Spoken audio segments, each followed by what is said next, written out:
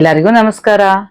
ದಿನಕ್ಕೊಂದು ಮಾತು ಸರಣಿಗೆ ಸ್ವಾಗತ. ಕೆಲವೊಂದ್ಸಾರಿ ಆ ಕಡೆಯವರು ಕೆಟ್ಟವ್ರು ಇಲ್ಲ ಅಂದ್ರೂ ಕೂಡ ಅವ್ರ ಜೊತೆಗೆ ಇರೋದ್ರಿಂದ ಕೂಡ ನಮ್ಗೆ ಅಪಾಯ ಇರುತ್ತೆ. ಅದಕ್ ತಕ್ಕಂತ ಒಂದು ಚಿಕ್ಕ ಕಥೆ ಹೇಳ್ತೀನಿ.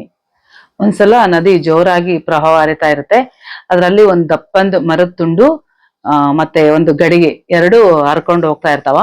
ಅವಾಗ ಮರದ ತುಂಡು ಹೇಳುತ್ತೆ, ಗಡಿಗೆ ನೀನ್ ನನ್ ಮೇಲೆ ಕುಂದ್ರು ನಾನ್ ನಿನ್ನ ಕರ್ಕೊಂಡು ಹೋಗ್ತೀನಿ, ನೀನ್ ಚಿಕ್ಕದಾಗಿದೀಯಾ, ನೀನ್ ಒಡೆದೋಗ್ತೀಯಾ, ನನ್ ಜೊತೆ ಬಾ ಅಂತ ಹೇಳಿ ಕರೀತದ.